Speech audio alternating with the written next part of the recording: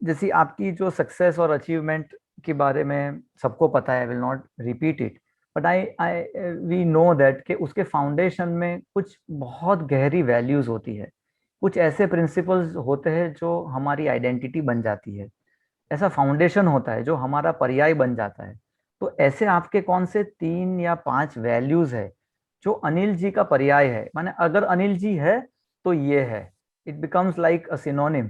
जैसे शिवाजी आपके बारे में काफी बताती है, तो she tells that even when you were in the cabinet post, तो तभी भी इतना ऑक्यूपाइड होने के बावजूद, इतना ट्रैवलिंग होने के बावजूद आप हर एक इम्पोर्टेंट मेल को रिप्लाई करते थे। जैसे कहीं भी you don't keep people waiting, you are on time.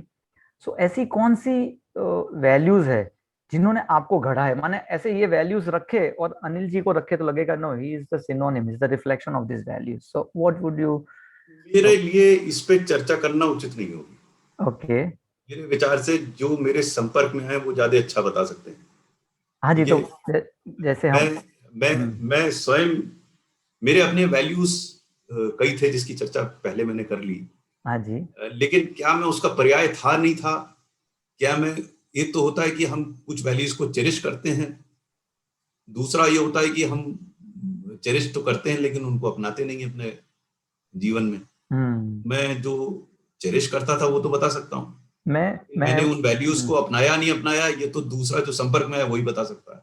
हाँ, मैं वो मेरे हिसाब से जो हम्म। वैल्यूज मैं चेरिश करता हूँ हम्म। उसमें पहला तो वैल्यू है कि ह्यूमन बीइंग का महत्व हमें समझना चाहिए। हर व्यक्ति को, ओके। हर व्यक्ति महत्वपूर्ण है। हम्म। और सिविल सेवक के रूप में, सिविल सर्वेंट के रूप में, अगर हम्म। आप इस बात को समझ लेंगे तो आपकी काफी समस्याएं का समाधान अपने आप हो जाएगा। To hmm. Treat a human being like a human being, to me that is very very important. And to do that, to hmm. treat other human beings, is to know what you are. You have to understand yourself hmm. in the sense that no human being is perfect. Hmm. No human being. Every person has imperfection. I have yet to come across a perfect human being. Okay. The value that I cherish is that I try to imbibe, at least I try to imbibe the good parts of any human being that I came across. हम्म। और उसका बड़ा simple उदाहरण है कि रावण में भी कई ऐसे गुण थे कि रामचंद्र जी ने लक्ष्मण से कहा कि जाओ भाई समझो क्या है।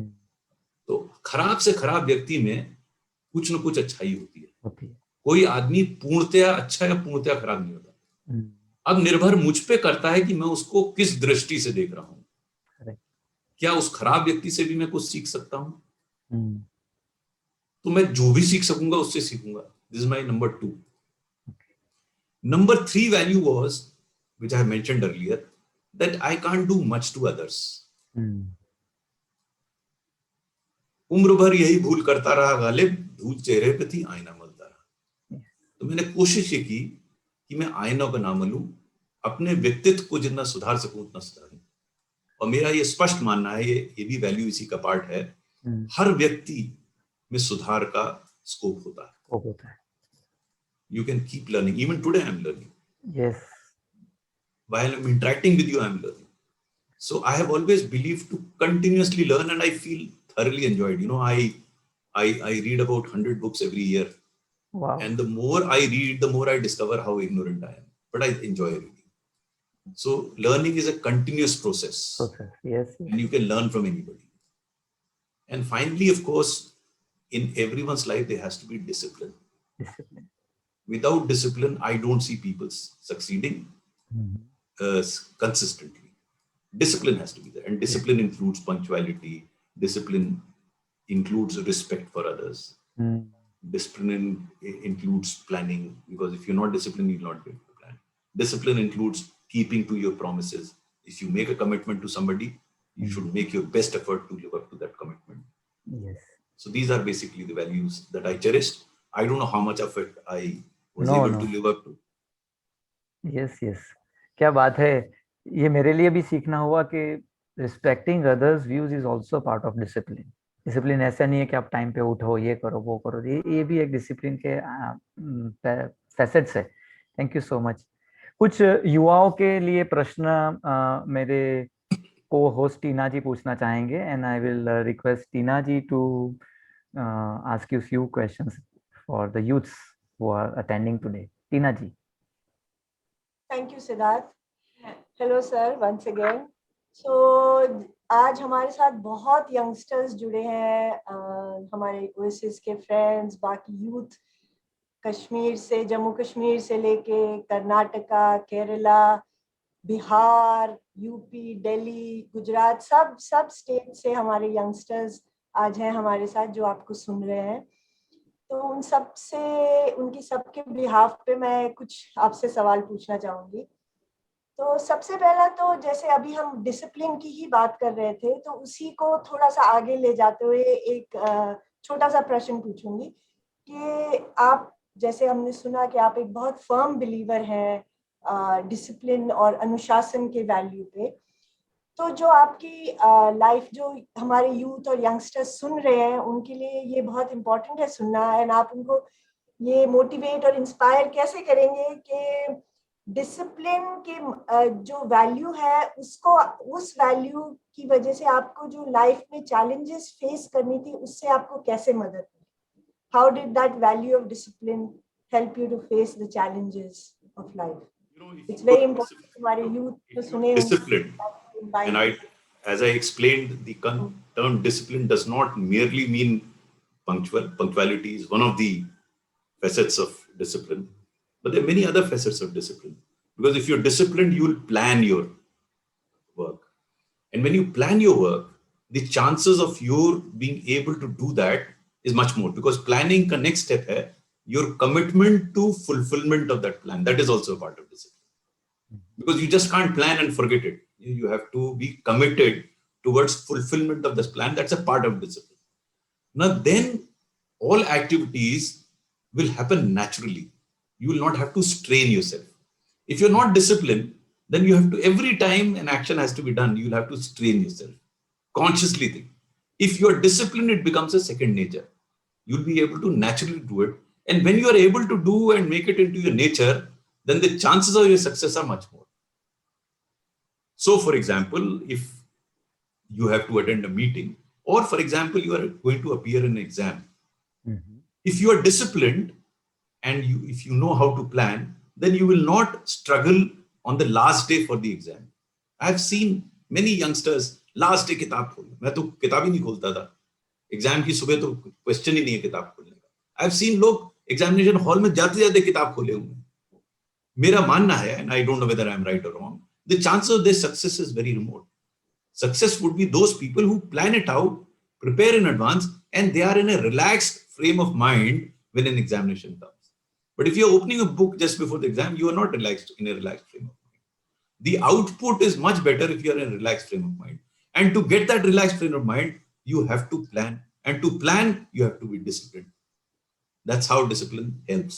So you have to be disciplined in terms of being punctual, in terms of being in planning, in terms of your commitment to fulfillment of that plan. If that becomes a part of your nature, then life becomes that much easier, because discipline will come naturally to you. It will not be forced upon. ये बहुत important है for the youngsters, क्योंकि discipline day in day out का जो होता है उसी से आगे हमारी लाइफ में सक्सेस मिलती है. सो थैंक यू वेरी मच. और एक और सवाल मैं आपसे पूछूंगी कि हमने पढ़ा है आर्टिकल कि you don't like anybody calling you an honest man. आपको ये पसंद नहीं है कि आपको कोई कहे कि आप एक ईमानदार इंसान हैं, और आपको ये भी पसंद नहीं है जब लोग अपनी ईमानदारी का इजहार करते फिरते हैं और they flaunt their honesty, because we are not doing anybody a favour by being honest. हम कोई किसी पे एहसान या कोई उपकार नहीं कर रहे हैं कि भाई हम बहुत ईमानदार हैं. तो जो हमारे यंगस्टर्स सुन रहे हैं आपको पूरे इंडिया से, उनको आप इस स्टेटमेंट का थोड़ा सा कॉन्टेक्स्ट प्लीज हमारे लिए समझाएंगे तो I would be very grateful. देखिए, मैं ईमानदारी के विरुद्ध नहीं, मैं ये कहता हूं कि ईमानदार होना किसी सेवक, सिविल सेवक के लिए, यानी कि सिविल सर्वेंट के लिए is a necessary condition, but it is not a sufficient condition. ईमानदार तो आपको होना ही है, और जो चीज आपको होना ही है उसका क्रेडिट तो आप नहीं लेंगे ना. क्रेडिट तो तब लेंगे जो आपको कभी लोग होते हैं और आप वो बनना चाहते हैं। ईमानदार तो होना ही आपको क्रेडिट लेना है ईमानदारी प्लस एफिशिएंसी का, यानी कि आप अपना कार्य जो आपको दिया गया है वो कार्य भी निष्पादित करना है। मैंने कई ऐसे अधिकारी देखे हैं जो खाली ईमानदार होते हैं, कुछ करते नहीं, क्योंकि उनको पता है कुछ करेंगे तो गड़बड़ हो जाएगा। और ना केवल वो केवल ईमानदार होते हैं, वो बाकी सबको बेईमान समझते हैं। ये एक और समस्या है। आजकल कुछ लोग ऐसे ईमानदार होते हैं, वो समझते हैं खाली वो ईमानदार हैं, बाकी दुनिया बेईमान है, तो ना वो खुद करते हैं ना किसी को करने देते हैं। ये स्थिति ठीक नहीं है। मैंने अपनी पुस्तक में भी लिखा है इसी बात को कि honesty alone is not enough. This is not to say that honesty is not required. Honesty is a necessary condition but not a sufficient condition. So for example, आप कहीं पर कलेक्टर हैं या डिस्ट्रिक्ट मैजिस्ट्रेट हैं या DC हैं, आप तो ना किसी से मिल रहे हैं क्योंकि आप समझते हैं कि अगर किसी से मिलेंगे तो कोई आरोप लगा देगा कि इसने पैसा तो नहीं लिया कुछ, तो ये तो गड़बड़ है, इससे तो काम नहीं बनेगा ना। आपका तो काम है, आपका मिलना है आपको लोगों से, आपको ईमानदारी से मिलना है, आपको किसी से पैसा नहीं लेना है, किसी का कोई गलत काम नहीं करना है। लेकिन ना करना काम करने का मतलब थोड़ी ना मिलना बंद कर देंगे लोगों से, मिलना तो भाई इसी तरह के किसी का जायज काम है, लेजिटिमेट वर्क है, तो वो काम करना आपका दायित्व है, आपकी ड्यूटी रिस्पॉन्सिबिलिटी है। आप ये सोच कर नहीं कह सकते अगर मैं काम कर लूंगा, इसका काम कर दूंगा तो बाकी लोग समझेंगे मैंने कुछ पैसा ले लिया इससे तब काम किया। तो ये जो चिंतन है ये ठीक नहीं है। हमें ईमानदार तो होना ही है, लेकिन खाली ईमानदार नहीं होना। ईमानदारी के अलावा हमें तनख्वाह जो मिलती है वो काम करने की मिलती है। अगर आप काम नहीं करेंगे, क्योंकि कई ऐसे अधिकारी हैं जिनको मैं जानता हूं, देखा भी है मैंने, जो बड़े ऑनेस्ट काम कुछ नहीं करते। सब लोग उनसे भी उतना ही परेशान है जितने भ्रष्ट आदमी से परेशान है, क्योंकि अंततः कोई आदमी आपसे मिलता है या हम शासकीय सेवा में किस लिए, अपने लिए नहीं है, किसी दूसरे के लिए है, काम के लिए, जो काम या दायित्व हमें सौंपा गया है उसके लिए, तो हमें वो काम तो करना ही है ना। हाँ बिल्कुल सही। और यही सेम प्रिंसिपल यंगस्टर्स की लाइफ में भी अप्लाई हो सकता है, चाहे आप सिविल सर्वेंट हो, स्टूडेंट हो, कॉलेज में हो या जॉब, प्रोफेशनल जॉब कर रहे हो। ऑनेस्टी के साथ साथ एफिशिएंसी बहुत इंपॉर्टेंट है, नहीं तो उस ऑनेस्टी अकेले का कोई फायदा नहीं है, and you are not productive in any way. So thank you so much for that insight. I am sure जो हमारे यंग फ्रेंड्स सुन रहे हैं वो बहुत मोटिवेट और इंस्पायर हो रहे हैं आपके इतने अमेजिंग इंस्पिरेशनल टॉक से। Thank you so much sir. Siddharth भाई जी, तो सफर वापस इनर वर्ल्ड की आंतरिक खोज की शुरू करते हैं अनिल जी के साथ। अनिल जी, ऐसा कहा जाता है कि सबसे बड़ा लेसन हम हमारी फेलियर से भी सीखते हैं। हमारे हमको बनाने में, हमको जो मोल्ड करने में हमारी सक्सेस का जो हाथ होता है, उससे भी बड़ा हाथ हमारी फेलियर्स का भी होता है, क्योंकि वहाँ से बड़ा बड़ा सबक हम सीख पाते हैं। तो हम आपकी लाइफ में समझना चाहते हैं कि ऐसा कौन सा सबक जो लाइफ का बहुत इम्पोर्टेंट है आप सीख पाए। कुछ कहीं जगह कुछ काम ठीक नहीं हुआ, कहीं पे फेलियर हुई, वहाँ से ऐसा क्या आपको सीखने मिला, ताकि हम सब भी समझ सके कि failures are not always negative in life. In that phase you may feel so, but in long run it turns out to be a boon to you. So can you share such moment in your life? Since there are a number of youngsters here, my advice to them is failures are there in anybody's life. I have yet to come across a person who is not failed. And the real success is the one who learns from those failures. I had many failures in my life, in my career, many failures. Some of them have been described in my book. I take pride in my failures. I take pride because I learned from those failures. Let me start from the earlier part of my life. I had done my class 12 with science subjects, physics, chemistry, and maths. And then I switched over to humanities. I did my BA. But my language was very bad. I could barely write 2 sentences. I could barely speak 2 sentences. You know, now when people hear me in English and Hindi, they find me very fluent, but I was not a born fluent speaker. And so I decided to improve my language, both written and spoken. And I thought I should participate in debates to improve my spoken and written language. So I distinctly remember I was in a hostel called A.N. Jha Hostel in Allahabad University, and we used to have internal debates. And in one of the debates, I had learnt of the debate, and when I went to the rostrum, I forgot it after 10 seconds. So I stood there for 15 seconds and then embarrassingly walked out. So I learned from that I probably had not prepared myself well. And so I started preparing well, and I became a reasonably good debater. And I started representing my university. So there was this national debating competition in IIT Kanpur, where teams from all over the country had come. By this time, I had also thought that I was a good singer also. So I decided to participate in the music competition. So the music competition, singing competition was one day before the debating competition. So I went there for the singing competition, as luck would have it. I picked up the wrong note, and within 15 seconds, I was booed out by 1,000 students. Oh. I felt absolutely down and out. I was very distraught. And I was not sure whether I should participate in the debate on the following day. So one of my seniors told me, यार ये तो हो गया, अब ये तुम इस पे कब तक चिपके रहोगे? उस पे चिपके रहने से कल के इवेंट का तुम्हें कोई लाभ होगा क्या? तो वो हो गया सो हो गया, उसको बाद में सोच लेना कि आगे क्या करना क्या नहीं करना, लेकिन अभी तो तुम्हारा फोकस पूरा कल के इवेंट के लिए होना चाहिए. बराबर. तो धीरे धीरे मुझे बात समझ में आई. अगले दिन मैंने कोशिश की उसको भूल जाने की, और मैं डिबेट में पार्टिसिपेट करने गया. तो जैसे ही मेरा नाम अनाउंस हुआ डिबेट में, वो स्टूडेंट सब समझ गए कि ये तो वही आया. तो उन्होंने चिंगना शुरू किया, अरे गायक आ गया, गायक आ गया. You know, but I had overcome that, and I went and spoke. Look before you leap was the topic, and I won the first prize in the national competition. Wow.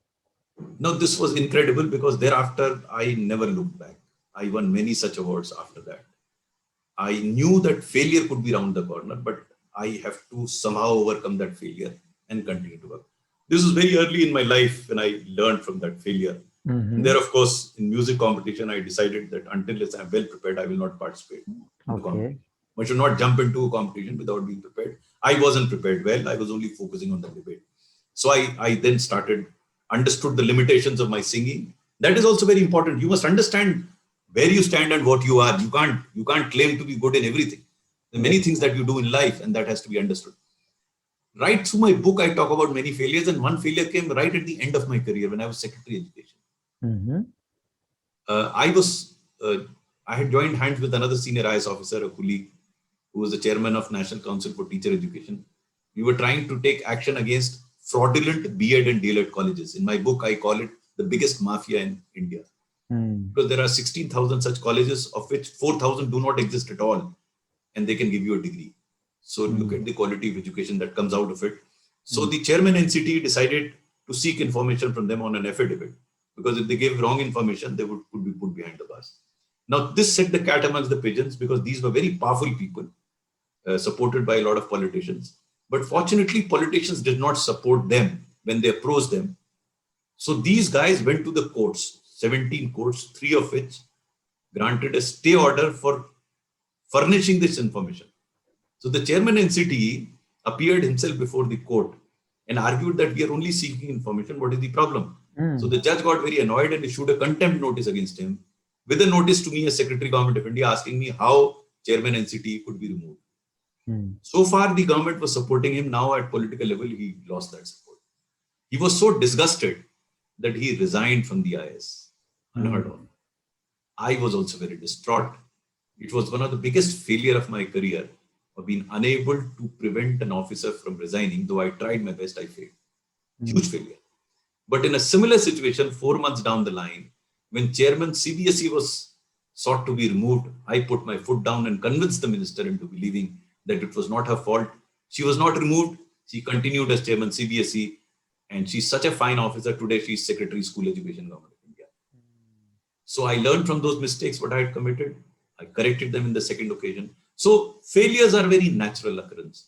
Successful are those who overcome that failure. Look at the life of John F. Kennedy, one of the foremost presidents of the US. He committed a blunder in Bay of Pigs in Cuba. But then come Cuban Missile Crisis, he sorted it out. So he learned from the mistakes in the first case. So you give me a single individual who hasn't committed an error. Yes. Everyone does. So the successful people are those who learn from the failures, learn from the mistakes, and then move on. Thank you. बहुत बहुत शुक्रिया Anil ji. And for being so open, माने आपको इस level पे openness से बात करना हमारे लिए बहुत वैल्यू रखता है। और फेलियर से रुक जाए वो अनिल जी नहीं है। And as you rightly explained to all of us, that real failure is when, not when you fall, but when you don't get up, when you don't put effort to stand again and walk. That's the time when the person really fails. तो काफी inspiring रहा। आ, आप जब आपको कोल ministry जब सौंपी गई थी, आप जब सेक्रेटरी कोल में गए थे, तब आपने बताया था कि आप ट्रांसपेरेंसी पे आपने बहुत जोर दिया था। You always wanted all the system to be transparent, and you really made the entire auction transparent, and that was the key to turn around the whole coal sector. तो मैं इसके बारे में जानना चाहता हूँ कि what makes you believe so much in transparency? क्या, क्यों आप ट्रांसपेरेंसी पे इतना जोर देते हैं, और आज की दुनिया में उसका क्या क्या अहमियत है, सिस्टम ट्रांसपेरेंट रखना, उसके बारे में? जब मैं कोल सचिव बना तो उस समय मुझे कोल सेक्टर का ज्यादा आइडिया नहीं था। तो मैंने अपने एक मित्र को फोन किया, उससे पूछा यार कोल सेक्टर कैसा है। तो उसने मेरे प्रश्न का उत्तर तो दिया नहीं, एक प्रश्न कर डाला मुझसे। उससे पूछा उसने गैंग्स ऑफ वासेपुर देखी है क्या? तो मुझे समझ में आ गया कि कोल सेक्टर कैसा है। इतने माफिया, इतनी गड़बड़। मुझे याद है कि जब मैं कोयला सचिव के कमरे में जा रहा था तो मुझे ऐसा लग रहा था जैसे शमशान घाट में जा रहा हूँ, क्योंकि सीबीआई ऑफिसर्स के पीछे पड़ी हुई थी, फाइलों के पीछे पड़ी हुई थी, स्कैम्स हुए थे, सुप्रीम कोर्ट का ऑर्डर हुआ था, स्थिति बड़ी गंभीर थी। पूर्व में भी मैं जिन जिन पदों पर रहा हूं वहां मैंने टेक्नोलॉजी का उपयोग किया ट्रांसपेरेंसी के लिए। उसका उद्देश्य टू फोल्ड था। पहला उद्देश्य ये था कि आप ट्रांसपेरेंट व्यवस्था जब बनाते हैं तो अपने आप फाइलों में गति आ जाती है। दुनिया को मालूम पड़ जाता है कि कौन व्यक्ति किस फाइल पर कब तक बैठा है। तो हम चाहे जितने इनएफिशिएंट हो, करप्ट हो, लेकिन दुनिया को हम ये बताना चाहते हैं कि हम एफिशिएंट है, करप्ट नहीं है। और जब दुनिया को पता रहेगा ये व्यक्ति इतने दिन बैठा है फाइल पे, तो उसकी बदनामी होगी। बदनामी से बचने के लिए आदमी जल्दी निपटाता था। पहला काम ये था। दूसरा, ट्रांसपेरेंसी से लाभ ये था कि अगर मेरे से कोई गलती हो भी जाती है तो उसका ज्ञान मुझे पहले हो जाएगा। 3 साल बाद सीबीआई नहीं बताएगी कि आपने गलती की। तो ये दो प्रमुख थे। इससे पूर्व कोयला सचिव से पहले मैं कैबिनेट सेक्रेटरीट में एडिशनल सेक्रेटरी था। वहां एक प्रोजेक्ट मॉनिटरिंग ग्रुप था, उसका हेड मुझे बनाया गया था। और ये उस समय था जब सब स्कैम्स हो रहे थे, कॉमनवेल्थ गेम स्कैम, कोल स्कैम। तो सरकार में हो ये रहा था कि निर्णय नहीं ले रहा था कोई अधिकारी। तो निर्णय ना लेने की वजह से सब प्रोजेक्ट रुके हुए थे। तो मुझे इस प्रोजेक्ट मॉनिटरिंग का हेड बनाया गया। तो सबसे पहले मैं व्यवस्था बनाई जो कि टोटली ट्रांसपेरेंट थी, वेब बेस्ड थी। वो पहला ऑफिस था जहां पर ना कोई फाइल थी ना पेपर था, हर चीज पारदर्शी रूप से हर को पता थी। तो किसी इंडस्ट्री, मेरा काम यह था कि जो 1000 करोड़ रुपए से अधिक के प्रोजेक्ट को फास्ट ट्रैक करना। जब स्कैम्स हो रहे हैं उतने वहां फास्ट ट्रैक में लग जाएंगे तो लोग पूछेंगे कि आप कैसे करेंगे। तो मैंने बड़ा सिंपल सिस्टम बनाया, एक वेब बेस्ड पोर्टल बनाया। उसमें किसी भी इंडस्ट्री जिसका इन्वेस्टमेंट 1000 करोड़ से ज्यादा था वो अपने को रजिस्टर कर सकती थी और अपनी समस्या लिख के देती, और वो समस्या ऑटोमेटिकली संबंधित विभाग के ज्वाइंट सेक्रेटरी को चली जाती थी। और ये अपेक्षा की जाती थी उस ज्वाइंट सेक्रेटरी से कि वो अपनी टिप्पणी उस पर लिखे, और फिर हम त्रिपक्षीय वार्ता करते थे। और जो बैठक होती थी उसके मिनट सीधे रिकॉर्ड कर देते थे पोर्टल पर। कोई फाइल नहीं, कोई पेपर नहीं, टोटली ट्रांसपेरेंट। 15 महीने में हमने 5 लाख करोड़ से अधिक के प्रोजेक्ट क्लियर करवाए। ये एक रिकॉर्ड है जो कि आज तक उससे अधिक कभी नहीं हुए। लोगों ने मुझसे पूछा कि कैसे हो गया ये।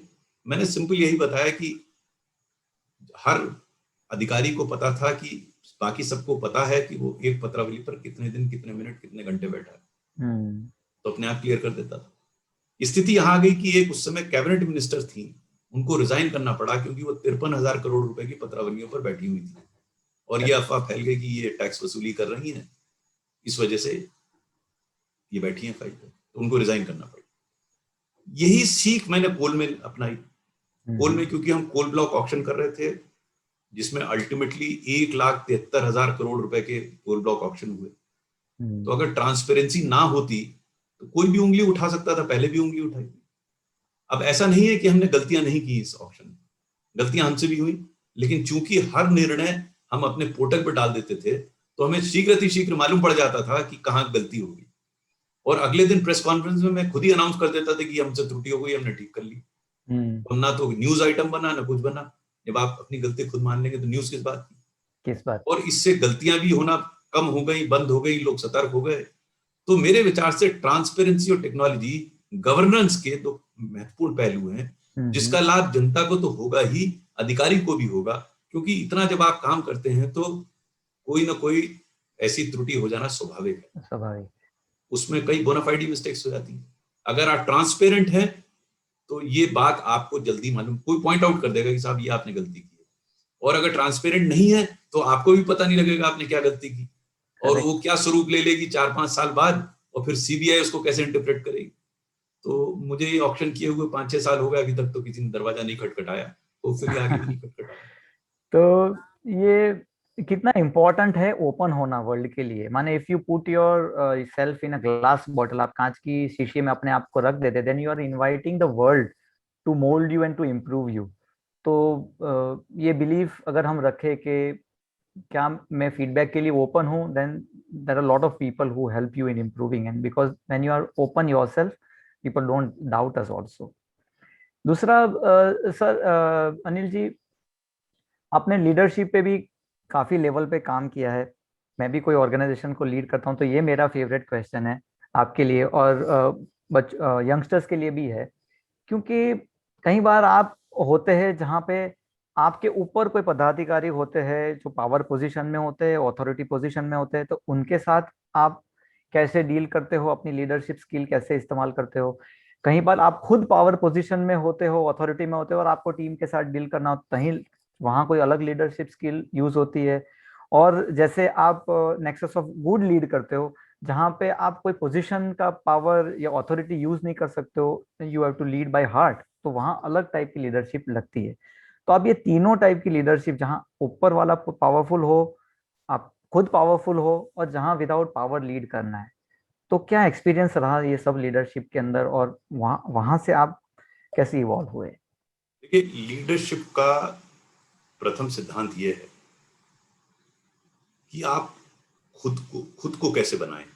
पहला, your charity has to begin. अगर आपने अपने आप को लीडर नहीं बनाया तो आप बाकी ऊपर से लीडर ही नहीं कर सकते। करेक्ट। तो लीडरशिप के दो पार्ट्स होते हैं, एक कि आप क्या कर सकते हैं, अपने लिए क्या कर सकते हैं, और दूसरों के लिए। ये दो अलग डिस्टिंक्ट चीजें हैं। तो पहली चीज तो आपको इवॉल्व होना पड़ेगा as an individual to display leadership qualities.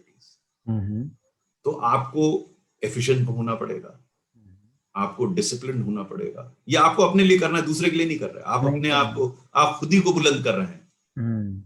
आपको अपने को क्या करना है, ये बहुत महत्वपूर्ण है। आप अपनी कॉम्पिटेंस लेवल कैसे इंप्रूव कर रहे हैं, आपको क्या करना है। फिर आता है कि दूसरे के कॉन्टेक्स्ट में, दूसरे कॉन्टेक्स्ट में सबसे बड़ा सिद्धांत है ट्रस्ट। करेक्ट। क्योंकि जब तक आप ट्रस्ट नहीं करेंगे लोगों को, तब तक आप डेलीगेट नहीं करेंगे। आप डेलीगेट नहीं करेंगे तो आप ऐसे कामों में फंसे रहेंगे कि आप प्लानिंग नहीं कर सकते, आपको टाइम ही नहीं बचेगा, आप डे टू डे चीजों में फंसे रहेंगे। आप ट्रस्ट करेंगे, डेलीगेट करेंगे, तो आपको टाइम मिल जाएगा ज्यादा प्लान करने का। करेक्ट। मुझे स्मरण है कि जब मैं कोल सेक्रेटरी बना था तो पहले 3 माह तो कठिनाई हुई थी, क्योंकि स्थिति संभाल लेते। उसके बाद से, और एजुकेशन सेक्रेटरी के रूप में मैं 6 बजे के बाद ऑफिस में नहीं बैठता था। मैं शायद नहीं ऐसा सचेत था पूरे सरकार में जो 6 बजे निकल लेता था। और मेरे पास महत्वपूर्ण कार्य थे। उसका कारण ये था कि मेरे पास टीम ऐसी थी, मैं उनको ट्रस्ट करता था। मैं उनको ट्रस्ट करता था तो डेलीगेट करता था, उनको रिस्पॉन्सिबल फील करता था। The next quality of a leader is you should support your team members. If you are unable to support your team members, they will not lay down their lives for you. So ये तो सिद्धांत मैंने अपने जीवन पर किया कि अपने जो साथ के लोग हैं, अगर उसकी गलती नहीं है तो उसको सपोर्ट करना है, चाहे उसका कोई भी कॉन्सिक्वेंस हो, सपोर्ट तो करना है। और राइट थ्रू मैंने किया, सपोर्ट किया ऑफिसर्स को। Then you have to encourage them, a pat on the back. हम मुक्तकंठ से तारीफ ही नहीं करते। हम क्यों नहीं करते समझ में नहीं आता, क्योंकि इससे बड़ा टूल तो है ही नहीं कोई। आप अगर किसी आदमी की पीठ थपथपाएंगे और लोगों के सामने, तो उसकी छाती चौड़ी हो जाएगी, कुछ भी करने को तैयार हो जाएगा। लेकिन हम करते नहीं। We don't sufficiently praise our team members. So you have to give credit of all successes to your team members, and you should have the courage to own up the failures that you there. That makes for a team. So good leader will always take the blame and give the credit. We don't do that. Yes. We think कि सब credit हम ले लेंगे, blame किसी और को समझा देंगे. ये बड़े से बड़ा लीडर कर लेता है और लेकर कई बार बच भी जाता है. We cannot blame others for a failure, because if I am the leader, I have to not share the blame, I have to take the blame. But if there is something good that has happened, I should give that credit to the team members. That's the fundamental principle of leadership. We don't do that. Okay. If you do all that, if you take care of yourself, if you evolve as a leader yourself, and in relation to with others, if you're able to convey the right signals, right messages, if you are able to convey that you are objective, you're not biased, you're not partisan, then it helps, because then people look up to you for guidance. So that to me is leadership. Thank you so much for sharing fundamental principles of leadership that you have lived till now. Over to Tina again for some युवाओं के लिए कुछ प्रश्न लेके टीना जी वापस आ रहे हैं. Thank you Siddharth. Sir, आपने अपनी करियर में बहुत सी चुनौतियों का सामना किया, बहुत से चैलेंजेस आपके पास आए, पर हर एक चैलेंज, हर एक चुनौती को आपने एकदम हेड ऑन फेस किया और फिर उनसे उभर कर एकदम मजबूती से पावरफुल आप निकले बाहर. लेकिन बहुत कम लोग समझते हैं जो रिलेशनशिप होता है between challenges and character building, जो उसका जो रिलेशन होता है, जो कैरेक्टर हमारा होता है, तो सब लोग बहुत डरते हैं चैलेंजेस फेस करने के लिए. Everybody is very scared. तो ये जो कनेक्शन है, स्पेशली जो आज के युवा हैं, जो देश के लिए और समाज के लिए बहुत कुछ करना चाहते हैं, राष्ट्र के निर्माण के लिए कुछ भी तरीके से अपने आप को योगदान देना चाहते हैं, और जो एस्पायर करते हैं for building a strong character, उनके लिए आप ये जो रिलेशनशिप है उसका थोड़ा समझाएंगे कि what is the importance of facing challenges to build a strong character. See, we must start by first understanding that challenges are natural occurrences in any human being's life. There's nobody on earth who hasn't faced challenges. So we should accept challenges as a natural occurrence. And if once you accept them as natural occurrence, you'll realize there's no point in running away from challenges. The challenges are there. So people who succeed are those who do not duck these challenges but face these challenges. So that's the first principle. If you are not prepared to face challenges, then the story ends. Now, why should you face challenges? Well, of course, there's the necessity of facing challenges. The other is the utility of facing challenges. Why facing challenges is useful. Challenges are useful not merely in terms of overcoming them. You may not be successful in facing some challenges, you may fail. But the utility lies in your ability to appreciate and understand challenges, which prepares you for future challenges. So you may not succeed in overcoming a particular challenge, but it prepares you for the next challenge. So for example, I took the challenge of appearing in the civil service exam. Okay. I did not succeed fully. I failed in the first instance. I could not qualify for the IAS. I qualified for the police service. Now, for some police service is fine. For me, it was not. For my father, it was not. So I tried to understand why did I not succeed in overcoming that challenge of getting into the IAS. And having done that, I overcame those shortcomings in the second year and came out with flying colors in the second year. Now, if I had, first of all, thought that this civil service is very, very difficult exam, I would rather not appear. Why unnecessarily face the embarrassment of a failure? People ask me, यार तुम्हारा क्या हुआ, तुम आए नहीं civil service में. होता है कि आप इसमें appear किया, आप नहीं आए इसमें. Okay, so that is, I could have ducked the challenge. I would have never become a civil servant. Now I faced that challenge. I did not fully succeed in the first case, but having failed to achieve my objective in the first instance, I learned a lot from those challenges, from those failures, and then overcame them in the second. Now let us assume, for the sake of argument, that even if I not succeeded in the second challenge, okay, there could have been many people who don't succeed even the second time. Then also you are learning. So the effort that you are preparing, I keep telling aspirants for the civil service, The fact of preparing diligently for a civil service prepares you as a better human being, a more disciplined human being, a more organized human being. You may not qualify for the civil service, but you emerge as a better individual in terms of better knowledge, better presentation than what you were before you started. So irrespective of the failure or success, the facing of challenge itself is a lesson. And hence, challenges can and should be faced. Ducking a challenge is much more counterproductive, is much more harmful as compared to facing a challenge and failing in it. Because it prepares you for the next challenge. Because life is a continuous existence of series of challenges. By ducking one challenge, you would not, you wouldn't be in a situation where you will not face any other challenge. You'll continue to face challenge. If it were so that not facing a challenge, you will not face any other challenge, then I can understand. But I don't see anybody's life where you don't continuously face challenges. And challenges, nature may change. But as you fail or succeed, you become better equipped for the next challenge. That's the beauty of a challenge. Secondly, if you start enjoying your challenges, which I started here actually, I used to love challenges. When I was posted as coal secretary and the situation was so bad, many of my good friends, genuine friends told me, यार कहाँ जा रहे हो? वो कोल में सबका हाथ काला होता है, तुम्हारी भी बदनामी हो जाएगी. Try and get out somehow.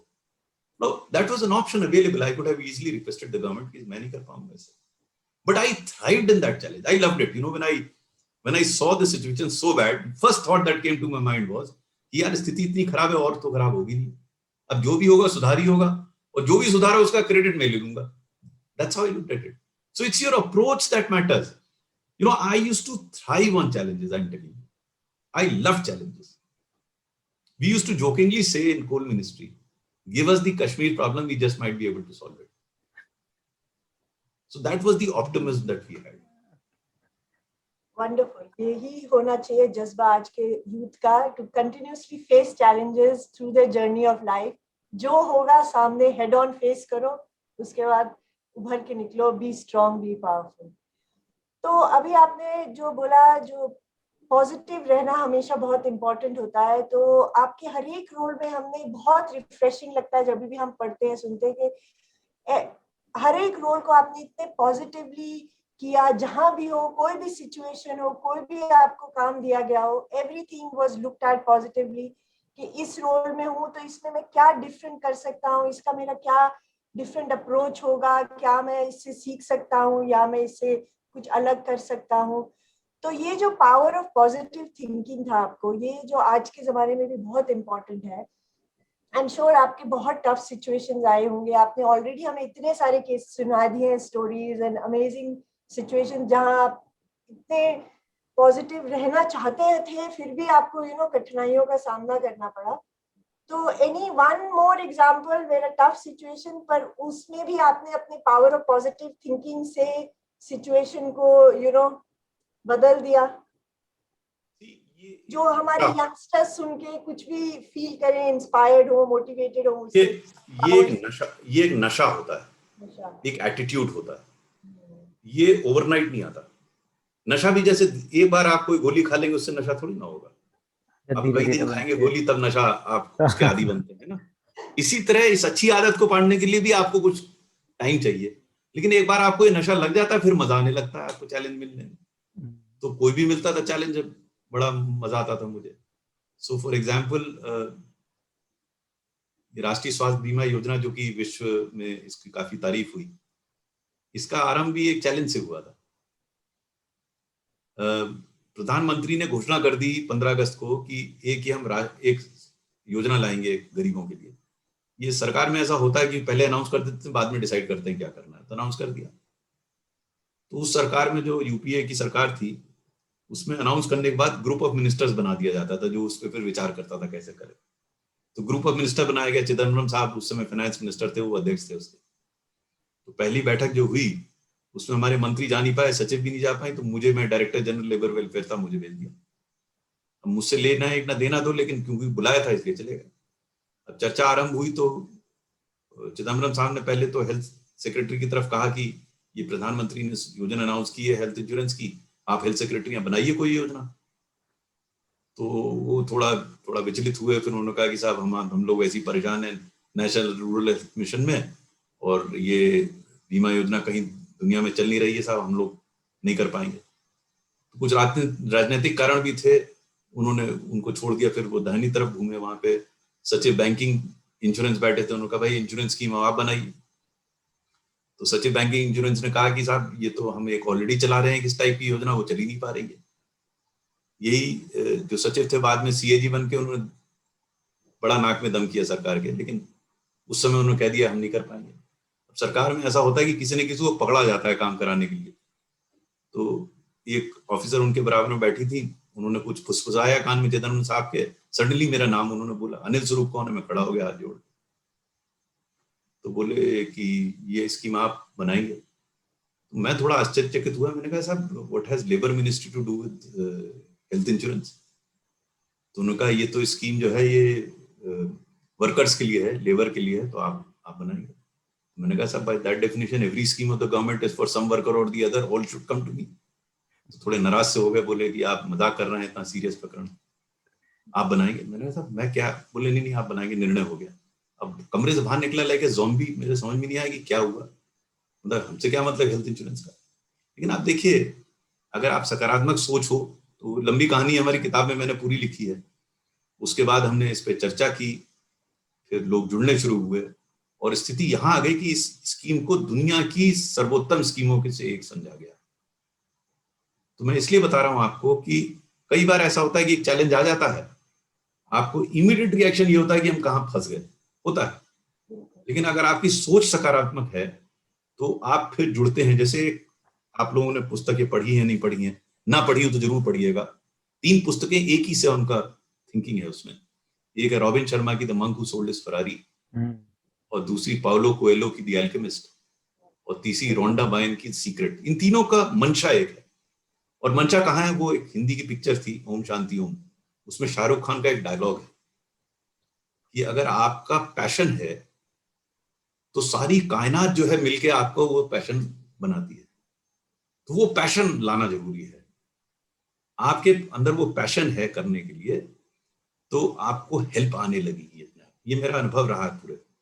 But अगर आपने पहले खुद ही you have given up as a leader also, if you are not convinced about what you are trying to do, how will you convince others? So first you have to have that passion to do it. Once you have that passion, then you will get support. Wonderful. So ये सकारात्मक सोच के लिए passion चाहिए, और अपने आप ही जैसे आपने बोला पूरी कायनात आपके साथ जुड़ जाती है to make things happen for you. Thank you so much sir, it was wonderful talking to you. Siddharth भाई, I'd like you to take yes, और इतनी वाइब्रेंसी खड़ी कर दी है कि नशे की बात कर रहे तो हमको नशा चढ़ने लगा है धीरे धीरे आपकी बातों का भी। लेकिन समय की मर्यादा है, समय क्वेश्चन आंसर का समय नजदीक आ रहा है। तो before we start question answer, I would like to have a last question कि ये इतने बिजी इंसान, इतनी सारी जिम्मेदारी है, जैसे बोलो जिस जिम्मेदारी के लिए तैयार भी नहीं है, जिस जिम्मेदारी के लिए अपॉइंटमेंट भी नहीं हुआ है, वो भी जिम्मेदारी आ जाती है, और फिर उनको वो लेवल पे ले जाना जो पूरे विश्व में सम्मानित हो। तो it requires lot of commitment and lot of work and lot of communication and traveling and lot of doing things externally। बाहर बहुत कुछ करना पड़ रहा, तब जाके ये बन सकता है। ये सब बाहर की भीड़ भाड़ में आप खुद के साथ कनेक्शन कैसे फील करते हो? क्या करते हो खुद के साथ कनेक्शन फील करने में? How do you connect to yourself? How much time you spend with yourself? What is your me time? कितना समय निकालते हो? और इनर मैप, आपके जो आंतरिक मैप है, उसके साथ अलाइन होने में आप क्या करते हो सर? पहली चीज तो मैं जो औरों के साथ संपर्क में रहता हूँ वो मेरा इनर अलाइनमेंट है। ओके। कोई डिस्कनेक्ट नहीं है बाहर और अंदर में कर रहा हूँ। ओके। जैसे मैं किसी से संपर्क कर रहा हूँ, किसी से चर्चा कर रहा हूँ, किसी के साथ काम कर रहा हूँ, उसमें जो मुझे अनुभूति हो रही है वो मेरी अनुभूति है, लेकिन उसका कारण वो व्यक्ति है जिसके साथ मैं संपर्क कर रहा हूँ। तो कोई डिस्कनेक्ट नहीं है। मुझे अपने आप से कनेक्ट करने के लिए अलग होने की जरूरत नहीं है। मैं और लोगों के साथ जुड़कर भी अपने आप से कनेक्ट कर लेता हूँ, और मेरे लिए वही कनेक्शन महत्वपूर्ण है। लेकिन ऐसा नहीं है कि मैं अकेले समय नहीं बिताता हूँ। अब थोड़ा समय ज्यादा मिलता है, पहले शायद उतना नहीं मिलता, लेकिन मैं बिताता था। जैसे मैंने आपको बताया मैं म्यूजिक में मुझे इंटरेस्ट है। मैं म्यूजिक कंपोज करता था, मैं गिटार बजाता हूँ तो अक्सर गिटार के साथ अपने बैठ जाता हूँ, वो मेरा मेडिटेशन है। क्योंकि जब मैं गिटार बजाता हूँ उस समय मैं खो जाता हूँ उसमें। फिर अगर कोई मुझे बुला रहा हो तो मुझे सुनाई नहीं देता, मैं बिल्कुल, it's a meditation for me. जब म्यूजिक कंपोज कर रहा होता हूँ तो टोटली इन्वॉल्व होता हूँ, मैं अलग से कोई ज्यादा मेडिटेट नहीं करता, यही मेरा मेडिटेशन है जिसको मैं करता हूँ। इसी तरह अगर मैं कोई पुस्तक पढ़ रहा हूँ अच्छी तो मैं टोटली उसमें रम जाता हूँ, टोटली फोकस। इसी तरह अगर इंडिया पाकिस्तान का मैच हो रहा हो उसको मैं फोकस हो जाता हूँ। मेरी वाइफ अक्सर परेशान हो जाती है कि जब वो मैच आता है तो डिस्टर्ब नहीं करती, मैं सुनता ही नहीं किसी। मुझे cricket is meditation for me. जब क्रिकेट मैच कोई देख रहा होता हूँ तो उसके बाद फिर मैं कट ऑफ हो जाता हूँ दुनिया से, और मुझे अकेले देखने में मजा आता है। तो अपना तरीका होता है हर व्यक्ति का, मेरा तरीका या तो म्यूजिक है या क्रिकेट है या किताब है उस समय। लेकिन ज्यादातर टाइम जो है, अब तो खैर कोविड की वजह से बाहर लोगों से बहुत कम हो गया संपर्क। आज कि जिससे संपर्क में आ रहे हैं उसके साथ आप एक एसोसिएट होकर एक नया वाइब्रेशन क्रिएट करते हैं। That itself is very full. क्या ब्यूटीफुल आपने बात बताई है कि दूसरों के साथ कनेक्शन करने में मैं खुद के साथ कनेक्ट हो जाता हूँ। So every person you are meeting it's an access to your own self, और उसके साथ मिलाप में ही आप खुद को भी पा लेते हो No, दूसरों until unless I have a very simple philosophy in life, और अब तो मेरे लिए बड़ा आसान है। If I don't enjoy the moments that I'm in, I move out of those moments. Wow. Those moments are being spent with somebody else, so I am enjoying. So it's a very selfish way of interacting with others because I am getting engagement out of it. So when I'm interacting with you all, if I am not enjoying it, there's no compulsion for me to carry on this conversation. Yes. But since I enjoy this conversation, I am here. So I am fulfilling myself in this conversation with you. So there's no disconnect between your existence and my existence. Wow. तो इस तरह हम सब माने युवाओं और सब हम जो चीज के साथ जुड़ जाएं तो हमको वो सेटिस्फेक्शन जॉय मिल सकता है जो हम कहीं भी ढूंढ रहे हैं। So getting involved and being focused on what you do is a source of connection and happiness for you. एक थोड़ा समय है तो मैं थोड़ा लालची हूँ, 2 मिनट भी है तो एक और सवाल पूछ लेता हूँ आपको अनिल जी। आपका personal dream nexus of good के लिए क्या है? ऐसा क्या आप तो चाहते हैं कि ये सपना पूरा हो नेक्सस ऑफ गुड के लिए, वो कहाँ तक पहुंचे, क्या होना चाहिए? मैंने इसको कोई क्वांटिफाई नहीं किया। I'm fairly satisfied the way it has traveled, and my hope is that more and more people will get associated, and this eagerness to identify, understand, appreciate, replicate and scale good work will grow further. That is my कोई major dream नहीं है मेरी इसमें। ऐसा नहीं है कि बहुत बड़ा विजन है कोई मेरा, ऐसा कुछ नहीं है। I am enjoying the moments, I am enjoying the journey. Whatever evolves will be for the good. So living the life moment by moment and let it grow organically. Thank you so much.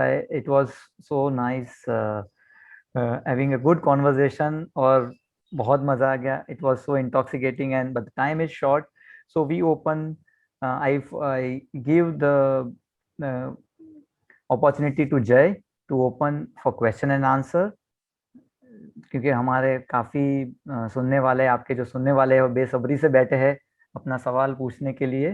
तो Jai, over to you.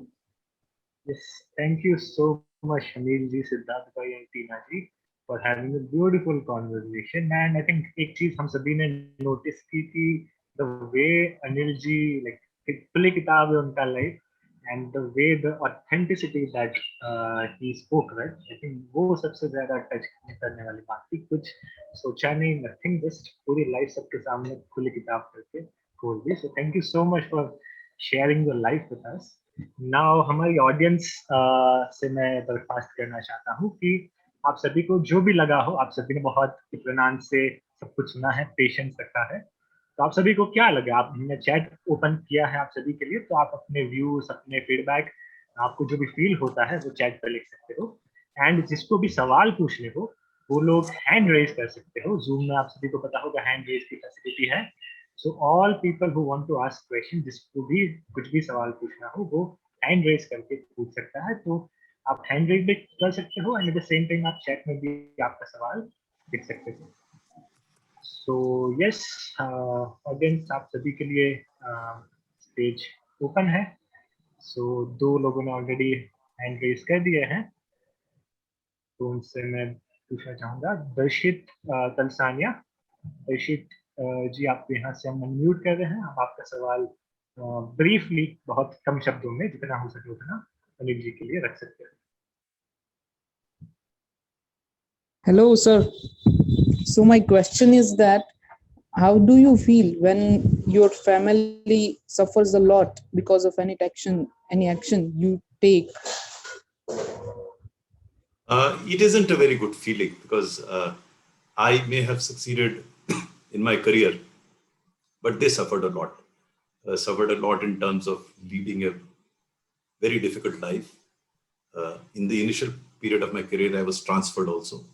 So my wife had to do all the packing. My kids were very small, but they never complained actually. Just hold on. I'll just get some water for myself. Sure. No problem. I'll just come. Join another 2 minutes. Yeah. Okay. In the meanwhile, आप सभी अपने views, अपनी feelings share कर सकते हो। जैसे कि घनश्याम भाई ने लिखा है कि उनको वेरी मच इंस्पायर्ड हुए थे। सो आप सभी के लिए चैट भी ओपन है। एट द सेम टाइम किसी को कुछ सवाल पूछना हो तो पूछ सकता है, हैंड रेज कर सकता है। So you can raise your hand and ask question to Anil ji. पूछना चाहिए सभी को सवाल, अगर क्वेश्चन यू हैव। बहुत सारे यूथ्स है वो शायद ऐसी लाइफ एस्पिरेशन रखते होंगे कि किसी को सिविल सर्वेंट बनना होगा, बहुत सारे लोगों की जिंदगी में चेंज लाना होगा। तो ये राह पे अगर आप चलना चाहते हो तो आप क्वेश्चन पूछ सकते हो सीधा। Yes, Priya is saying that this was such an inspirational talk. Yes, we are saying straight forward. I'm back. Thank you so much, Anil ji. Yes, next हम छायल जी से पूछना चाहेंगे। छायल जी, आपको यहाँ से अनम्यूट कर रहे हैं, you can ask your question. मेरा क्वेश्चन, मेरी आवाज सुनाई दे रही है? Yes, we can hear you. Okay. मेरा क्वेश्चन भी रिलेटेड टू फैमिली ही है, क्योंकि मैं जो डायलेमा फेस कर रही हूँ ना, उसी के रिगार्डिंग मुझे क्वेश्चन पूछना है कि आपका पैशन था कि लोगों के लिए कुछ करना है, वो आपका पैशन था, और आपने बोला ऑलरेडी फैमिली बहुत सफर कर रही थी, तो हर टाइम बंदे पे चॉइस आती है कि अभी मैं, ऐसी सिचुएशन आई होगी आपके किड्स के लिए भी कि मैं अपने काम को छोड़ूं या सर्विस को छोड़ूं या बच्चों को छोड़ूं, तो उस डायलेमा में आप कैसे डिसीजन लेते थे? क्योंकि मेरे लिए बहुत बड़ा इश्यू है कि मुझे करना है, पैशन है, पर फैमिली नहीं छोड़ पा रही, तो इस सिचुएशन को कैसे हैंडल करें? मैं ये नहीं कहूंगा जो मैंने किया वो ठीक किया, मैं आपको ये बता दूंगा मैंने क्या किया। ठीक और गलत क्या है ये मेरे लिए कहना उचित नहीं होगा। मैंने जब चॉइस आई तो मैंने अपने कार्य को फर्स्ट प्रायोरिटी दी, और शायद मैं वो समय जो मुझे अपने बच्चों के साथ देना चाहिए था वो मैंने नहीं दिया।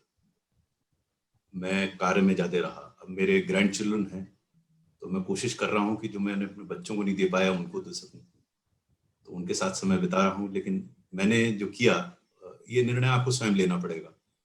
मैंने शायद जितना समय मुझे देना चाहिए था अपने बच्चों को वो मैं नहीं दे पाया। Okay, thank you so much. Dhruvi Prajapati, Dhruvi आपको यहाँ से अनम्यूट कर रहे हैं, आप आपका सवाल रख सकते हो। जितना हो सके उतना कम शब्दों में रखना। आप आपका वीडियो भी ऑन करना ताकि हम आपको यहाँ से देख सकें। Okay, hello sir.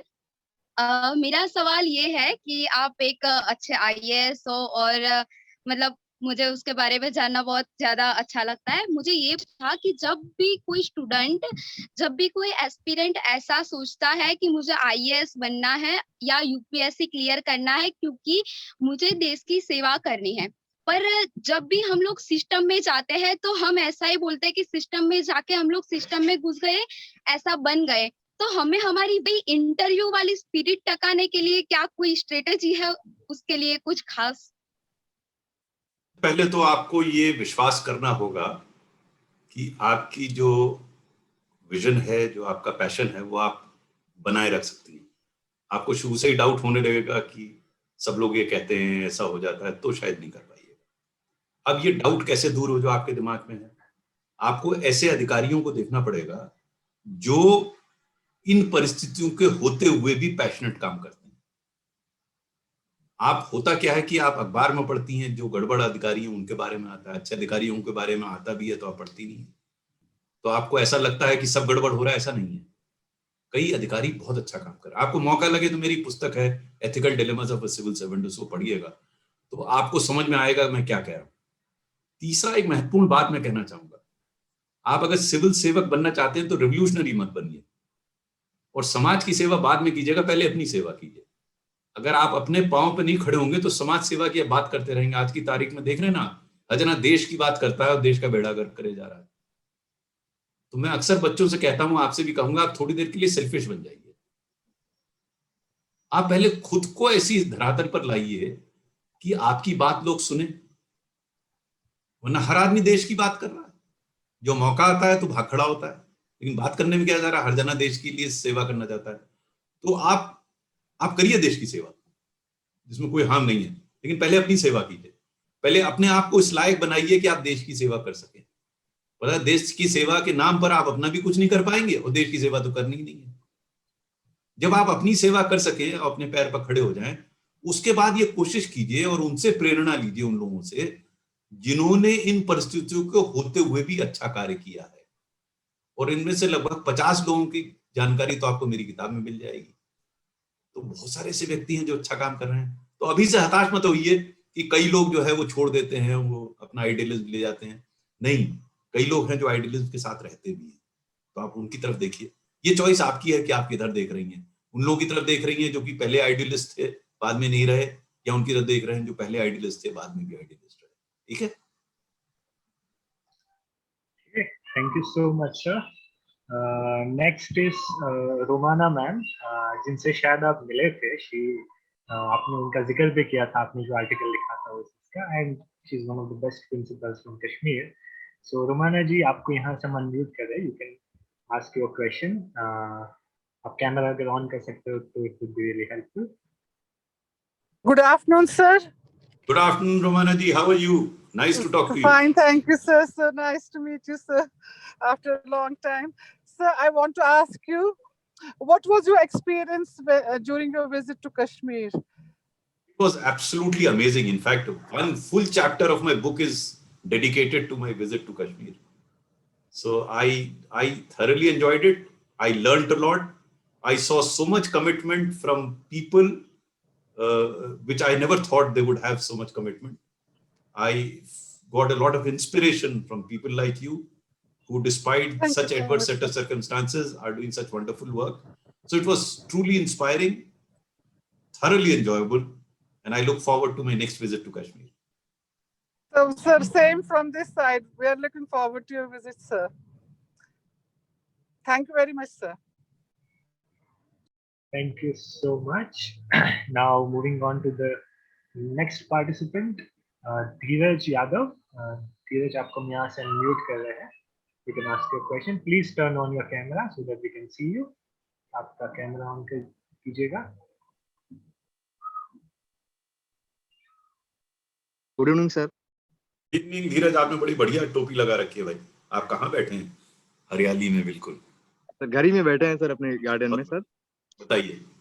सर एक पर्सनल क्वेश्चन मेरा ये है कि मेरा बचपन से इंटरेस्ट किसी दूसरी फील्ड में है, लेकिन मैं जब अपने घर वालों से बात करता हूँ या अपने टीचर जो हमारे आप ही की हम उम्र हैं, दिनेश वर्मा सर, उनसे बात करता हूँ तो वो हमें कहते हैं कि नहीं, तुम्हें पहले कुछ कर लेना चाहिए, लाइक यूपीएसआई फॉर्म आया है, ये फॉर्म आया है, वो फॉर्म आया है, पहले इससे करो। मैं उसके लिए प्रोत्साहित भी होता हूँ, 2-4 दिन प्रयास भी करता हूँ जी जान से, क्योंकि मैं कोई भी काम करता हूँ तो बहुत ही जी जान से करता हूँ सर। लेकिन फिर मेरा वहां से ध्यान हटने लगता है और मुझे जहां जाना है सर, फिर उधर ही की याद आने लगती है पिछले 4-5-6 वर्षों में। ऐसी परिस्थितियों में सर मैं कंफ्यूज रहता हूँ कि क्या सही रास्ता क्या है, आखिर कौन गाइड कर सकता है इसके लिए। और फिर मुझे जो पसंद होता है, मैं निराश होकर उस दिशा से फिर अपने ही फील्ड में आ जाता हूँ, भले ही गति धीमे धीमे चल रही हो। सेकंड क्वेश्चन था सर, जो आपने तीनों पुस्तकों के नाम बताए, क्या एक बार और रिपीट कर देते तो मैं यहाँ नोट कर लेता सर। मैंने 2 पुस्तक लिखी है, अगर आप चैट बॉक्स में जाएंगे तो मैंने दोनों का नाम लिख दिया है। दोनों का नाम लिख दिया, ethical dilemmas of a civil servant and not just a civil servant. आप Amazon पे जाकर अगर मेरा नाम टाइप करेंगे अनिल स्वरूप, तो आपको दोनों पुस्तकें दिख जाएंगी वहां पर सर। वो और जी, मैं द सीक्रेट पर जो आप ऐसा कीजिए, Amazon पे जाकर मेरा नाम सब टाइप कर दिया अनिल स्वरूप, आपको दोनों किताबें दिख जाएंगी उसमें। आपको और कुछ करने की जरूरत नहीं है, ठीक है। अच्छा, जहां तक आपका पहला प्रश्न है, देखिए मैं कोई काउंसलर नहीं हूं इस मामले में कि आपको बता सकूं कि आप किस डायरेक्शन में जाइए। सामान्य रूप से मैं सिर्फ इतना कह सकता हूं कि आप क्या करना चाह रहे हैं भी आपने नहीं बताया। आपने सिर्फ कहा कि जो मैं करना चाहता हूं, तो बिना वो जाने हुए मैं कैसे बता दूंगा आप वो करिए ना करिए, नंबर 1। नंबर 2, मुझे आपको और अच्छी तरह जानना होगा समझने के लिए, बताने के लिए कि आपके लिए कौन सा रास्ता उचित होगा। ये वीडियो क्वेश्चन आंसर के माध्यम से किसी को ये राय देना कि आप ये कीजिए, ये उचित नहीं है मेरे लिए कहना। तो मेरा ये आपसे सुझाव है कि आप अगर बहुत पैशनेट हैं जो आप करना चाह रहे हैं, तो आप अपने पेरेंट्स को और जो आपको गाइड कर रहे हैं उनको कन्विंस करने की कोशिश कीजिए, क्योंकि वो भी आपके हितैषी हैं। ऐसा नहीं है कि वो आपके विरोधी हैं, वो भी चाहते हैं आप जीवन में अच्छा करें और आप ही के भले के लिए कह रहे हैं, लेकिन शायद वो उस बात को समझ नहीं पा रहे हैं जो आप उनको बताना चाह रहे हैं। आप स्वयं ये प्रयास कीजिए या अपने किसी मित्र के माध्यम से उनको समझाने की कोशिश कीजिए कि आपका पैशन क्या है। क्योंकि आपने मुझे बताया नहीं आपका पैशन क्या है, तो इसलिए मैं कोई टिप्पणी नहीं कर रहा हूं, लेकिन जो भी आपका पैशन है, आपके मित्र हैं, आपके परिवार के कोई सदस्य हों, पहले उनको कन्विंस कीजिए, फिर उनके माध्यम से अपने माता पिता और अपने गाइड को कन्विंस करने की कोशिश कीजिए। Thank you so much sir. And Preeti ji ने नेक्स्ट क्वेश्चन पूछा है, चैट बॉक्स में लिखा है। उन्होंने लिखा है कि my question is, when you mention that we need to evolve as better individuals to become better leaders, according to you, what are the aspects of evolving as better individuals to become good leaders? So करीब इसमें 1 घंटा चाहिए होगा, इसका presentation है मेरा leadership का। मैं सुझाव दूंगा आप लोगों को कि एक अलग सेशन कर लीजिए, मैं पूरा लीडरशिप पे एक प्रेजेंटेशन कर दूंगा। We would love to have such a session. करना ही चाहिए। टाइम पर आपको मैं पूरा एक प्रेजेंटेशन है लीडरशिप का, कि लीडरशिप की क्वालिटीज क्या होनी चाहिए, कैसे होनी चाहिए। मेरे लिए ज्यादा महत्वपूर्ण सिर्फ ज्ञान देना नहीं है कि ये होना चाहिए, मैं आपको बताऊंगा उसको कैसे डेवलप करें leadership qualities, that is very important. वो अलग से मैं आपको, क्योंकि अभी समय समापन की ओर है, तो मैं लीडरशिप पे बहुत लंबा व्याख्यान नहीं देना चाहता हूँ। संक्षिप्त में जो मैंने बात पहले कही थी लीडरशिप की, वो पहले चूंकि मैं कह चुका हूँ, इसलिए मैं रिपीट नहीं करूंगा। Okay, sure. We would love to have such a session with you. So next question is Narendra Sharma. Narendra Sharma ji, आपको यहाँ से अनम्यूट कर रहे हैं, तो आप अपना सवाल रख सकते हो। हाँ, नमस्ते सर। मेरी आवाज आ पा रही है? हाँ सर, अभी आपने अपनी चर्चा में कहा था कि प्राइवेट सेक्टर में भी अच्छे लोग हैं और गवर्नमेंट सेक्टर में भी हैं, और डेफिनेटली मैं प्राइवेट सेक्टर से हूँ और शिक्षा में लगभग 10-15 साल से काम कर रहा हूँ। तो सर मेरा थोड़ा ये रहता है कि जैसे बहुत सारे लोग हैं जो गवर्नमेंट सेक्टर में हैं, वो पॉजिटिव मतलब बाई कॉन्फिडेंस मिल जाते हैं हमसे, उनके विचार तो काम आगे बढ़ जाता है। लेकिन जहाँ पर ये चैलेंजेस आते हैं या जो लोग अपने विचारों को या अपनी प्रथाओं को नहीं बदलना चाहते हैं, तो उनके साथ थोड़े 1-2 टिप्स, किस डायरेक्शन में उनके साथ आगे बढ़ा जाए कि एक बेहतरी के लिए दोनों कोलैबोरेट करके आगे बढ़ सकते। देखिए, कोई भी व्यक्ति होता है ना, उसके कई पहलू होते हैं, उसकी पर्सनालिटी का एक ही पहलू नहीं होता। हो सकता है आपने वही पहलू देखा हो जो आपको लगा हो नेगेटिव है, तो आपको उस व्यक्ति को और जानने का प्रयास करना चाहिए। हो सकता है कि जिस तरीके से आपने बात प्रस्तुत की हो वो उनको तरीका ना पसंद हो, बात ठीक लग रही हो लेकिन आपके तरीके पे उनको आपत्ति हो सकता है जिस समय पर आपने बात कही हो उस समय माफिक ना हो, वो किसी बात से नाराज हैं और आप पहुंच गए अपनी बात बताने के लिए। कई कारण होते हैं किसी व्यक्ति को आपकी बात ना मानने के, आप उसका थोड़ा विश्लेषण कीजिए, क्योंकि बहुत ही कम ऐसे व्यक्ति हैं जो बिल्कुल ही नहीं सुनना चाहते। वो हैं ऐसे, लेकिन बहुत ही कम है। कई बार परिस्थितियां ऐसी होती हैं जिसमें उस व्यक्ति अगर चाहता भी है, लेकिन परिस्थितियों के परिवेश में वो शायद आपकी बात जो समझ सकता है नहीं समझ पाता। मेरा अनुभव यही बताता है कि आप सही समय ढूंढें, सही स्थान ढूंढें, अपनी बात को सही तरीके से प्रस्तुत करें, तो सामान्य रूप से आपकी बात लोग मानेंगे। Thank you so much sir. मैं भी एक ऑडियंस में से एक ही हूँ, तो मुझे भी एक सवाल पूछना है आपसे। तो आमतौर पे जो इस उम्र होती है कि जब 11th-12th कंप्लीट होता है, तब से एस्पिरेशन लगती है बच्चों की कि सिविल सर्विसेज में जाना, IAS बनना है, IPS बनना है। तो तभी से एक एस्पिरेशन होते है बदलाव लाने की, चेंज लाने की सिस्टम में। लेकिन जब वही बच्चा जब IAS या IPS ऑफिसर या कोई भी और सर्विस में जाता है, तब जो एस्पिरेशन होती है कि चेंज लाना है, वो एस्पिरेशन को जब देखता है कि हाँ मैं तो ये देख के आया था या ये देख के आई थी, वो नहीं कर पा रहा है या नहीं कर पा रही है। तो आपकी करियर में भी शायद ऐसा हुआ होगा कि आपको कुछ करना हो, शायद सिस्टम की लिमिटेशंस की वजह से, whatever the constraints that you might have, उसकी वजह से नहीं कर पा रहे हो। तो how did you deal with it? Because मैंने पढ़ा है कि बहुत सारे लोग इस वजह से भी सिविल सर्विसेज छोड़ देते हैं। तो how did you deal with this? देखिए, रायनल्ड नायबोर करके एक अमेरिकन मंक है, उन्होंने बहुत ही इंपॉर्टेंट बात कही। उन्होंने कहा, lord grant me the serenity to accept things I can not change, courage to change things that I can, and the wisdom to understand the difference between the two. This is very important. हम कई बार इन चीजों में फंस जाते हैं जिसके ऊपर हमारा कोई नियंत्रण नहीं होता, हम चेंज करना चाहते हैं। अमेरिका ने इराक पे क्यों युद्ध किया, इस बात पे हम रातों की नींद हराम कर लेते हैं। हम उस चीज के लिए हराम नहीं करते रात की नींद जो हम कर सकते हैं। अगर उन चीज पे हम फोकस करें जो हम कर सकते हैं, तो धीरे धीरे उसका दायरा बढ़ता है जो आप कर सकते हैं। जैसे उदाहरण के लिए, अक्सर मेरे साथी लोग जो हैं अपनी नाकामी के लिए या अपनी निकृष्टता के लिए राजनेताओं को, पॉलिटिशियंस को दोषी ठहराते हैं। तो मैं उनसे पूछता हूं, ये बताओ यार, किसी नेता ने कभी तुमसे कहा कि ऑफिस लेट आओ? नहीं यार, किसी ने तो लेट क्यों आते हो? किसी नेता ने कभी तुमसे कहा कि अपना ऑफिस गंदा रखो? नहीं, तो क्यों गंदा रखते हो? किसी नेता ने कभी तुमसे कहा कि फाइल पर बैठे रहो, निर्णय मत लो? पूरा समाज ये कहता है कि अधिकारी निर्णय नहीं लेते। कभी नेता ने कहा तुमसे? नहीं कहा, तो क्यों नहीं लेते? किसी नेता ने तुमसे कहा कि किसी आदमी से बदतमीजी से बोलो या थप्पड़ मारो? नहीं कहा, तो क्यों मारते हो, क्यों बोलते हो? तो कितने ऐसी चीजें हैं जिसमें कोई और का कोई मतलब नहीं है, हम वो नहीं करते। हम दुनिया बदलने के चक्कर में लगे रहते हैं, देश का उद्धार करना चाहते हैं। अरे भाई, महात्मा जी ने बड़ा स्पष्ट कहा ना, be the change you wish to see in the world. तो हम तो कुछ करेंगे नहीं, हम दुनिया बदलना चाहते हैं। वहां फ्रस्ट्रेशन आता है।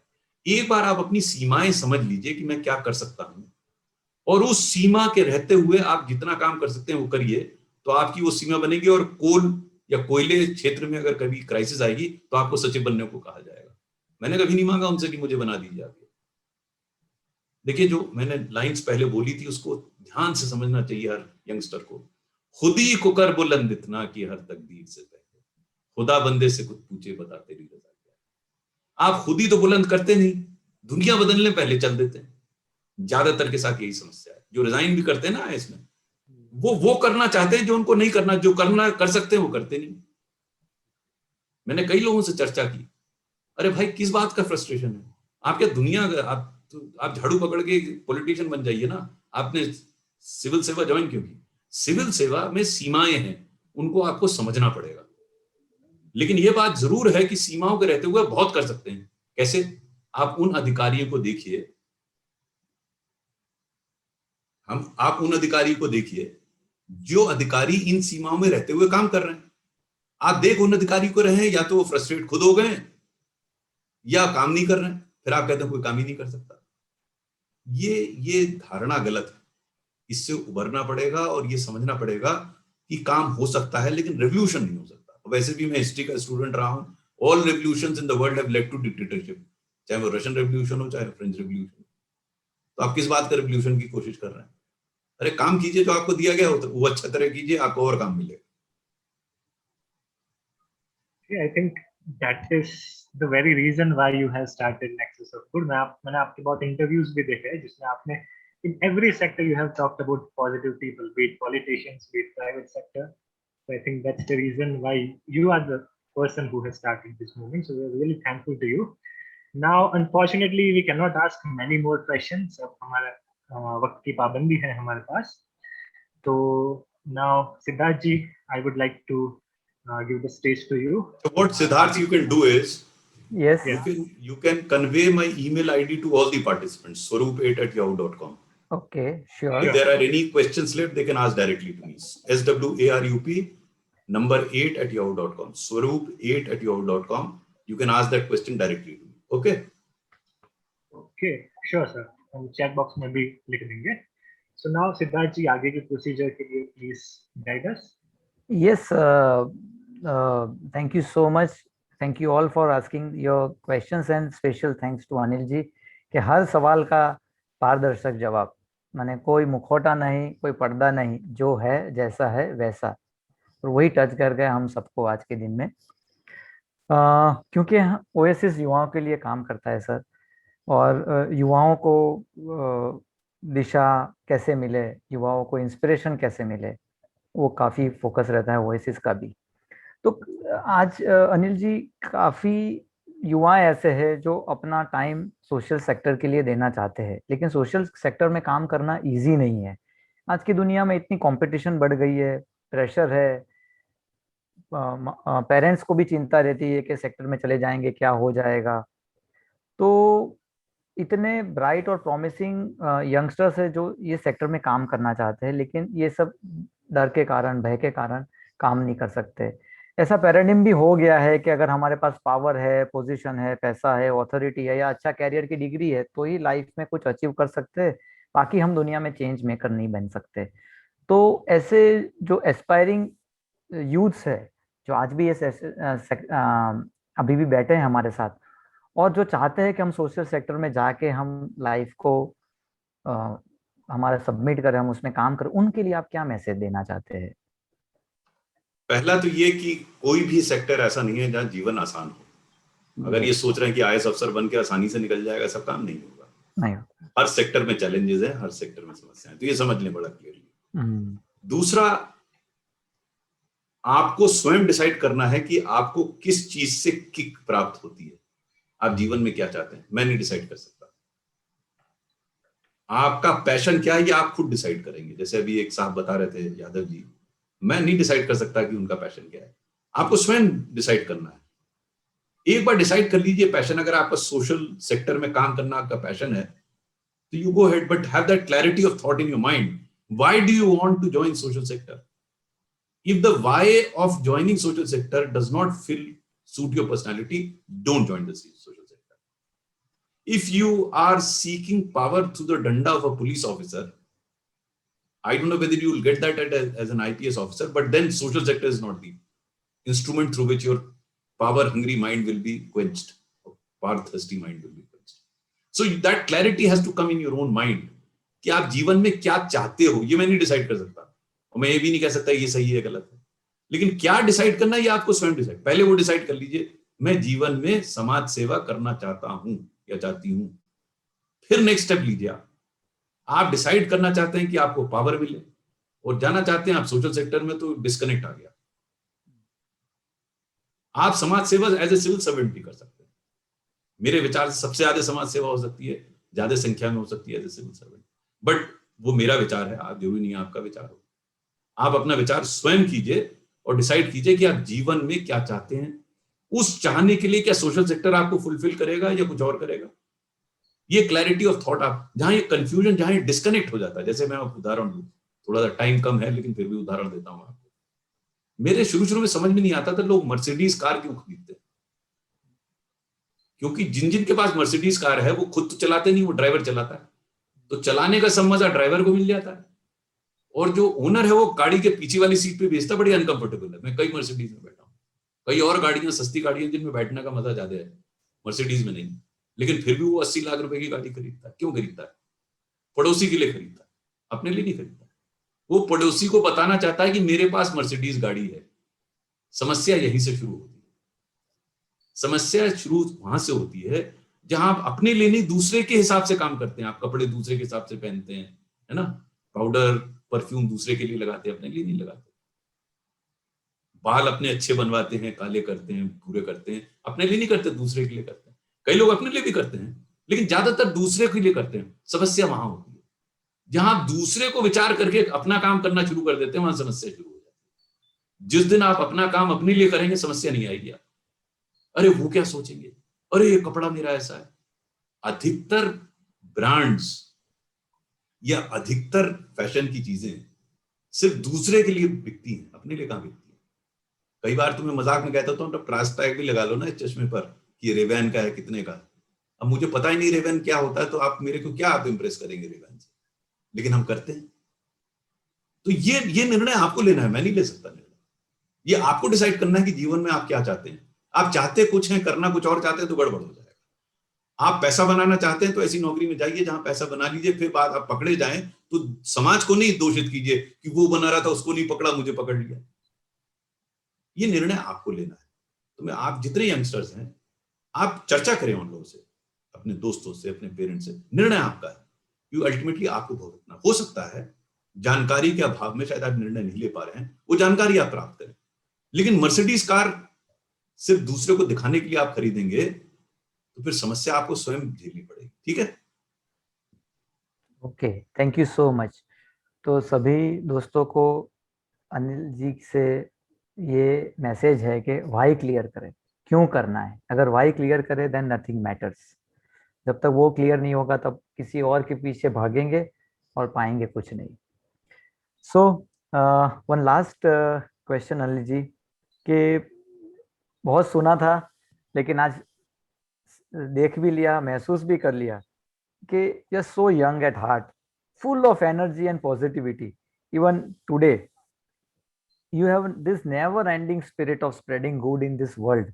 अब खुशियाँ माने अच्छाइयाँ स्प्रेड करना, जैसे बोलते हैं भलाई का सौदागर, बस वो बांटो बांटो, बांटते ही रहो, जितनी बांट सको उतनी बांटो, अपनी पूरी शक्ति लगा दो ये सब बांटने में। सर, तो पूरे ऑडियंस को एक ये सीक्रेट आपका शेयर कीजिए, कहाँ से आता है ये सब? Share the secret of this to all of us. इसमें कोई सीक्रेट नहीं है। हाँ, इसमें इसलिए सीक्रेट नहीं है हाँ, कि मैं वो करता हूँ जो मुझे अच्छा लगता है। और सीक्रेट क्या? मैं सबको ये समझाता हूँ, जो अच्छा लगे वो करो। आइसक्रीम खाना अच्छा लगता है, खाओ। बाहर टहलना अच्छा लगता है, करो। अपने को जो अच्छा लगता है वो करो। Become selfish. ओके। दूसरे के लिए मत करो। ये लोग परोपकार में जो है अपना बेड़ा गर्क कर लेते हैं। करेक्ट। जो आपको अच्छा लगे, और देखिए अपने आप से आप झूठ नहीं बोलेंगे कभी। करेक्ट। आप अंदर झांक के देखिए, आपको समझ में आ जाएगा कि अच्छा लग रहा है, वो करिए आप। क्योंकि मूलतः मेरा ये मानना है कि आदमी का नेचर पॉजिटिव अच्छा है जी। ये दूसरे के कॉन्टेक्स्ट में गड़बड़ाने लगता है। आप अंदर जितना झांकेंगे अपने आप को, तो आप अपनी अच्छाई करेंगे, और जब तक आप अपनी अच्छाई करेंगे आप दूसरे की खराबी नहीं कर सकते। आपको अच्छा ही नहीं लगेगा। यस। अंदर जाके देखिए, जो आपको अच्छा लगे वो कीजिए आप। इसमें कोई सीक्रेट नहीं है। तो जो इंसान खुद खुश रहता है वो कभी किसी का नुकसान नहीं करता। खुश रह ही नहीं पाएगा नुकसान करके। हाँ, नुकसान करके खुश रह ही नहीं पाएगा, और खुश रहने का रास्ता ढूंढ लेगा तो नुकसान करने का सूझेगा नहीं। Thank you so much for your time and sharing all those inspiring stories. काफ़ी लोगों को माने सब लोग अभी भी अप्रिशिएट कर रहे हैं, और मुझे लगता है काफ़ी लोगों के क्वेश्चन है जो आपको भेजते रहेंगे आपके ईमेल आईडी पे। Sir, before ending this session, Anil ji, आपने वो आपकी कविता तो एक बार तो बता दी, लेकिन मैं चाहूँगा कि ये सेशन का एंड आपकी जो वो कविता है, समय रुका नहीं, वो आप हम सब के लिए वापस रिसाइट कीजिए। Because the power of one, the message of power of one line in those beautiful lines that you have written, and that was the answer of the prayer that you did to Ram, and वो prayer हम वो line please repeat कीजिए हम सबके लिए। Thank you. समय रुका नहीं, समय रुका नहीं, हम क्यों ठहर गए, अभी तो हम चले भी नहीं, फिर क्यों थक गए। उठो पथिक, उठो पथिक, मत भ्रमित हो धूमिल अंधियारे में, श्रेष्ठ वही जो घिरा नहीं हो क्षणिक निराशा में। जागो जगाओ मन मत बहलाओ, एक मसीहा तुम भी बन जाओ। एक मसीहा हम भी बन जाए। थैंक यू, बहुत बहुत शुक्रिया आपका, बहुत बहुत शुक्रिया। God bless you, take care. Thank you.